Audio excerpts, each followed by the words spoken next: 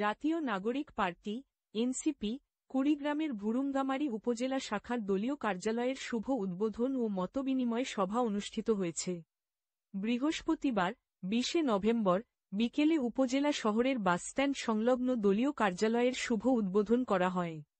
অনুষ্ঠানে প্রধান অতিথি হিসেবে উপস্থিত ছিলেন এনসিপি কুড়িগ্রাম জেলা শাখার সদস্য সচিব মোহাম্মদ মাসুম মিয়া, এনসিপি ভুরুঙ্গামারী উপজেলা শাখার প্রধান সমন্বয়কারী মাহফুজুল ইসলাম কিরণের সভাপতিত্বে বিশেষ অতিথি হিসেবে উপস্থিত ছিলেন এনসিপি কুড়িগ্রাম জেলা শাখার যুগ্ম সদস্য সচিব মোহাম্মদ আব্দুল হামিদ, সাংগঠনিক সম্পাদক মোহাম্মদ মোজাম্মেল হক বাবু ও মোহাম্মদ আলমগীর হোসেন প্রমুখ।